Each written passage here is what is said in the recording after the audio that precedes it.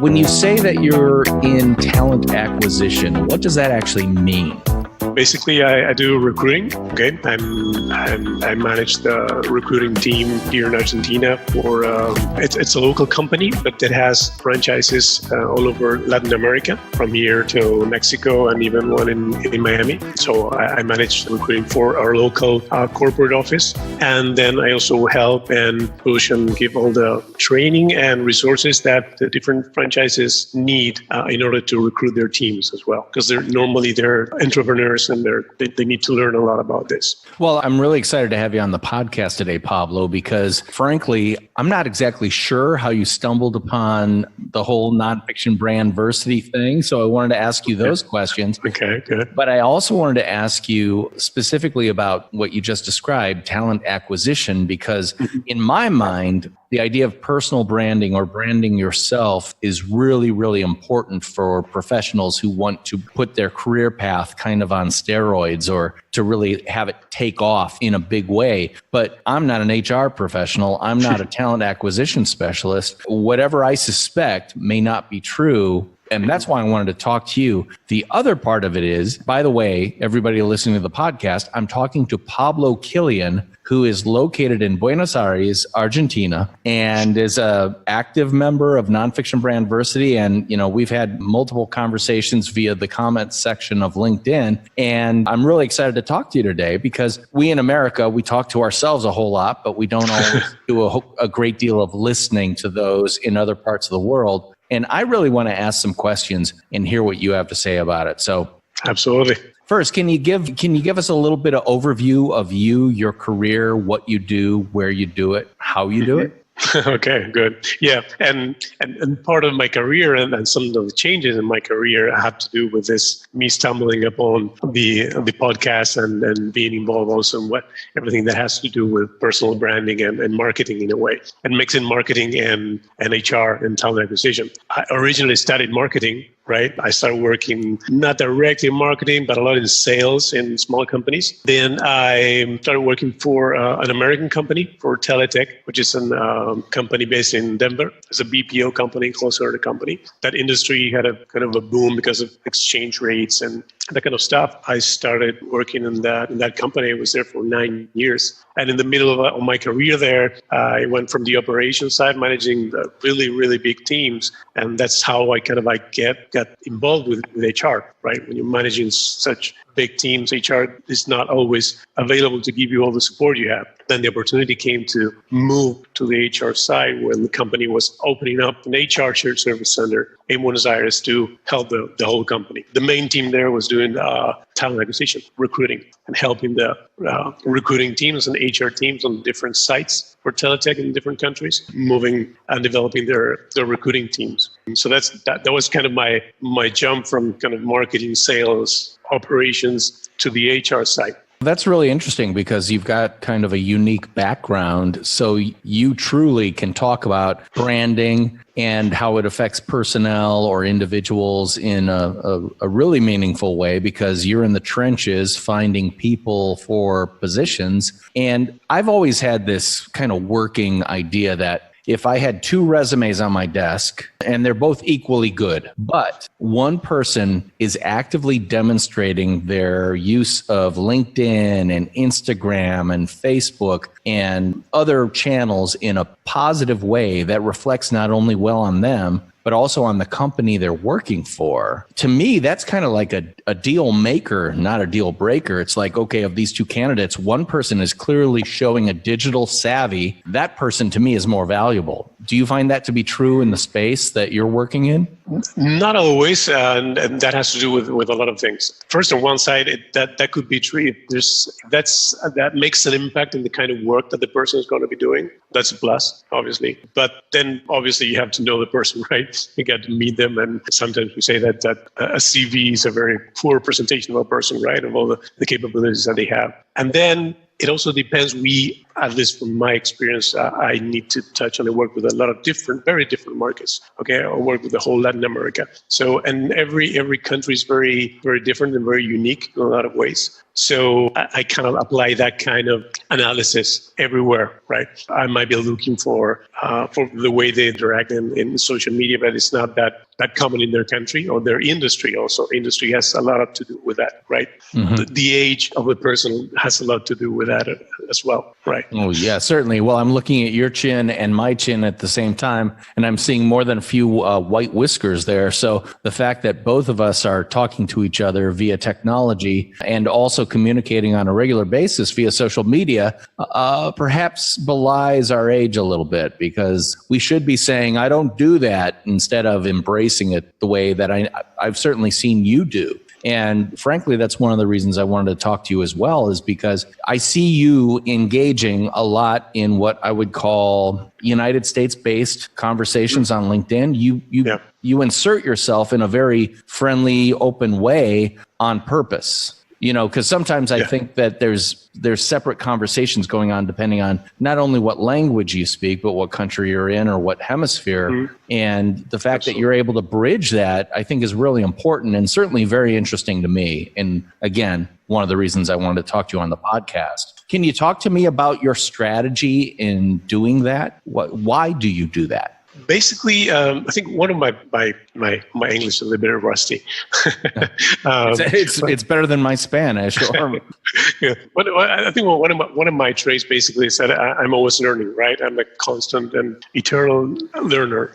I consider myself a teacher as well. So one of the things that I like to do, I see the US-based and the UK-based markets as places where I can learn, where I can take a lot of information, right? Well, things are happening, and they usually happen before they happen here in Latin America. So that's how I see that. That's where I'm kind of taking all that information in and planning to kind of translate in the literal way to Spanish by teaching all that in our market, right? That's kind of what I'm doing, why I'm inserting myself there and trying to get seen and having these conversations and learning from all you guys. Well, and we're hopefully learning and paying attention to other people as well. I'm literally at March the 20th, whatever that week is. I'm heading to San Diego for Social Media Marketing World. And last year, just standing in line, I happened to meet two people who were talking to each other, one from New Zealand, the other from Chile. And instantly, I'm learning incredibly new, different points of view. And I get so excited about that because personally, I get a little tired of I think of them as guru wannabes, the people who are always trying to tell you to follow your bliss or be passionate. It's like you've got combinations of Gary Vaynerchuk wannabes and other people who, they just don't do it for me. I love meeting real people who are really doing it, and also hearing about how people are doing it a whole lot differently. Mm-hmm. And I can only assume that things are different in Buenos Aires compared to the United States. I mean, can you talk about the typical set of social media channels that a business professional would be considered to be active on in Buenos Aires? Yeah, that doesn't change a lot. I would say it's obviously LinkedIn, Facebook, and Twitter, right? Those will be the main ones. LinkedIn is kind of taking off as it's taking off in every other place in the world. Still very formal, more formal, I would say, that in the US that's changing, right? With all this is not Facebook and that kind of stuff, and conversations being lighter around LinkedIn. That's starting to happen, but still much more formal, right?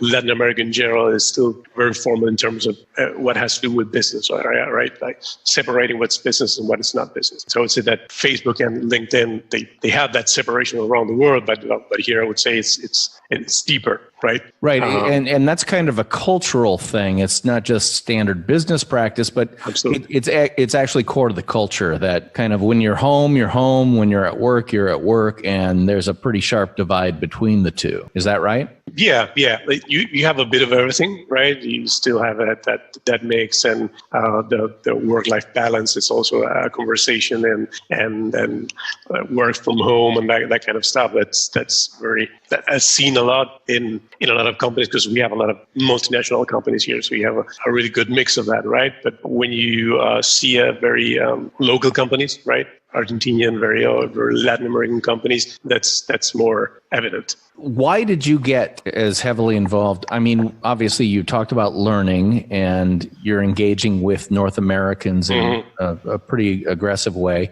I don't want to say not aggressive. That's not the word. In an active way, just in a really friendly, active way. How did you stumble on the whole Nonfiction Brandversity, the Nonfiction Brand podcast? How did that connection get connected? You mentioned it before, and I just started trying to remember. For sure, the first place where I heard you was on the previous podcast, in the Rotoma podcast. Yes. Okay, so I think that was the first place, and somehow through that, or I think it was through LinkedIn, that I learned, like, following you or searching for you or seeing all these people connecting, that you obviously with your profile, and that you had this other new podcast going on, right? And I found it really interesting because of this combination of my background and my profession, right? Marketing and talent acquisition. Well, that does my heart really good, because you put a ton of time creating a book. It's like birthing a baby. You give birth to that baby. There's a lot of pain involved, a lot of tears, and then joy. And then that baby kind of goes off and does its own thing. And you don't always know if it's getting traction out there. So when all of a sudden someone finally pays attention from Argentina or another country overseas, I get very excited about that, because, sometimes you just think you're casting things out into the void, never to be seen again. It's like the Voyager spacecraft that they put the gold record on, and you hope someday that there's an alien out there that has a turntable that can actually play the thing. So I'm glad that you're the alien in Argentina that has the turntable. This episode of the Nonfiction Brand Podcast is brought to you by Nonfiction Brandversity.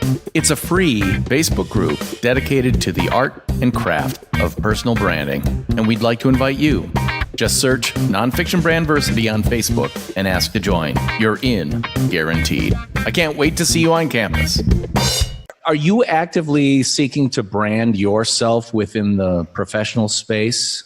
Yeah, that's something that I'm kind of in that breaking moment, right? That turning moment in terms of my career, and trying to start running myself as myself and not just being part of a company, right? Yeah. So I'm kind of in the middle of that situation right now. I'm a big believer, as you've heard me say over and over again, that a couple of things. If you don't own it, it's not yours. The job you have today may be gone tomorrow. Absolutely. But you will always be around. Therefore, if the value you create for yourself via personal branding, via active engagement in social media, things like that's going to come back to you. It's very much like you put in the work, you don't know if anyone's going to see it until they find out, oh, you're available, and they say, oh, great, I've been wanting to talk to you forever. It's like, well, how did you even hear me? Well, because I've been following you on LinkedIn, or I've seen you on Facebook or Twitter or whatever else. Because the worst thing you can do is be silent, or be the engine in the back room that no one ever sees.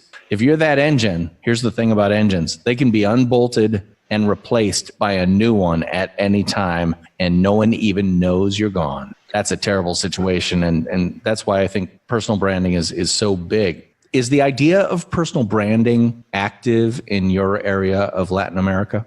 Yes, but not as big as the U.S. market or the European market, right? It's kind of just starting. And that's where I see a great opportunity, right? Yeah, well, exactly.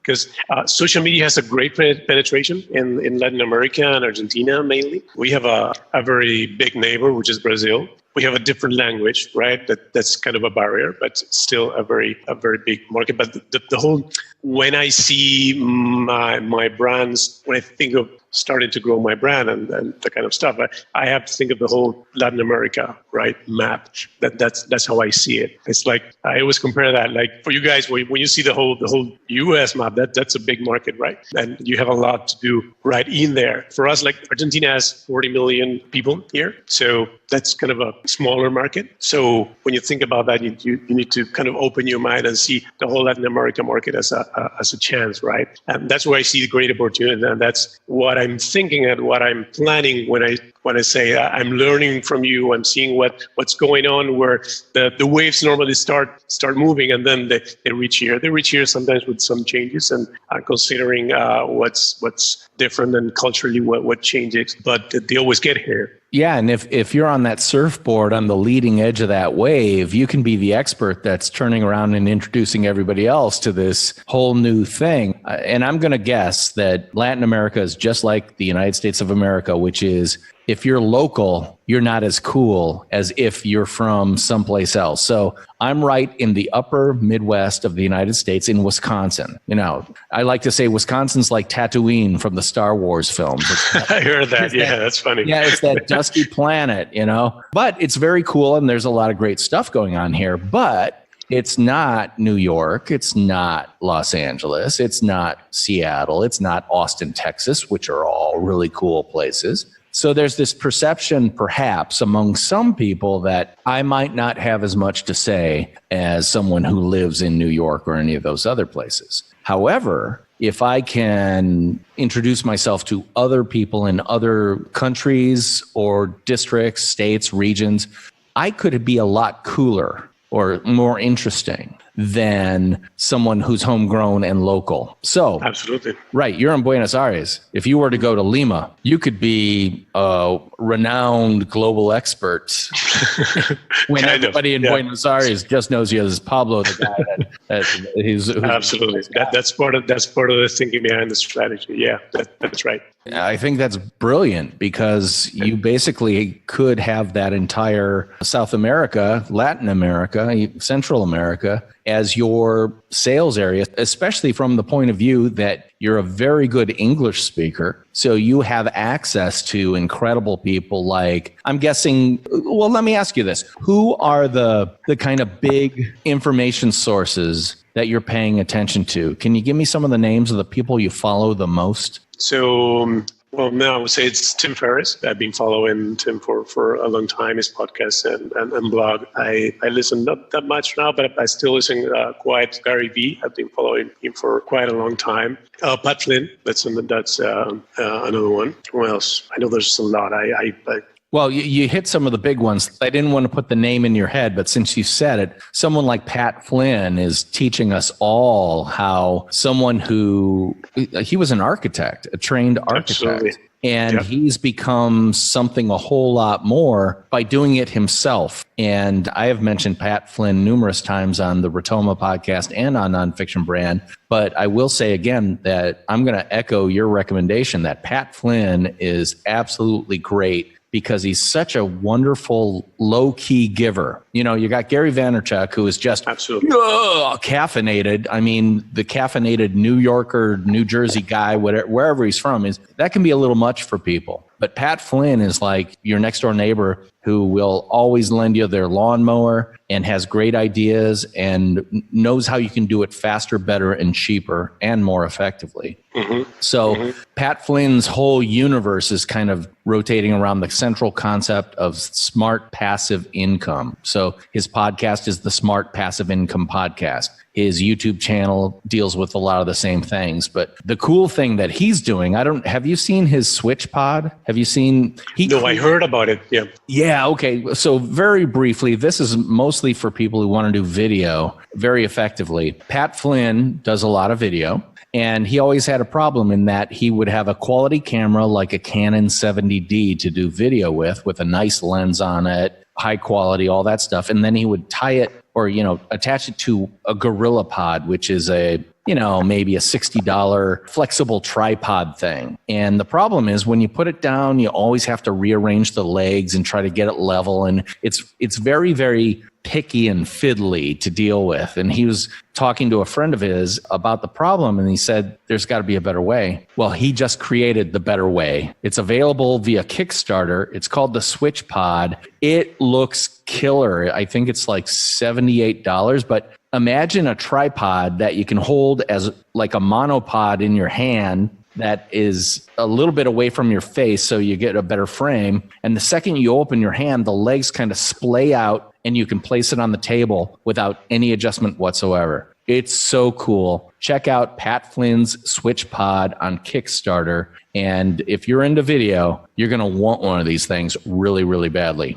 But that's just an example of how Pat Flynn works. I mean, I've listened to his podcast quite a bit, and he talks about how he was an architect. He was studying for the LEED certification program, which is a green building program. And to do that, he had to aggregate all this information to try to learn this stuff. And he realized, well, I'll just take this stuff I've aggregated and see if other architects might want it. Guess what? They did. He didn't write anything new or create anything majorly new about it, but he aggregated it all into one piece, making it very easy for people to engage with. And guess what? That was the start of what is now, I think, a pretty big universe of cool stuff that he's got going on. If you're listening to Pat Flynn, I know what kind of guy you are. And you're the kind of guy who's like, I don't want to settle. I don't want to be just plugging away at my job. I might have some ideas of that smart passive income and what that could do for me and my family. Am I hitting the? Absolutely. I see you nodding your head. Does that make sense? Absolutely. Yeah, absolutely. That's the kind of thinking that goes to my head. Maybe too much sometimes, right? That's right. I'm not kind of easy or comfortable just being in my job and doing what I do in my job. I'm always thinking about doing something else, right? And I was nodding and laughing as well because I just came back from, we connected before my vacation. I said, okay, I'd be thrilled to be on the podcast, but I'm going on vacation right now. And during our vacation, I was trying and almost convinced my wife also on coming in on this kind of things. Mainly, she's an accountant, but I know she has really great ways and methods that she created to do things on Excel and do things really, really fast. And I told her that's something that's teachable, right? Right. That can be turned into a course and that we can market through LinkedIn and other social media. So she was kind of, for the first time, she's always been very reluctant in terms of social media and all that kind of stuff, right? She's more number centric and that kind of thing. So, but she was paying more attention this time. So I think. Does she speak English well? Yes, she does more technical English, not as good as I do because I've been doing it for a very, very long time. The reason I say that is because I'm thinking that there's a podcast she might want to listen to by a woman named Amy Porterfield. Have you heard of her? I know Amy as well, yeah. I was just listening to her when I was coming back from work today. Yeah, because the thing I find about Amy Porterfield is that she's really friendly and open in a way that I think resonates with women quite a bit. Because there are a lot of hard sell male gurus out there, like the best or worst of them, if depending on your point of view, is Gary Vaynerchuk. It's extreme, right? Right. But there are a lot of guys who are kind of hard sell. Amy is just this love cell, just this really wonderful person. And again, anybody listening to the podcast who's interested in learning about online marketing, she knows her stuff. She used to work for Tony Robbins, for crying out loud.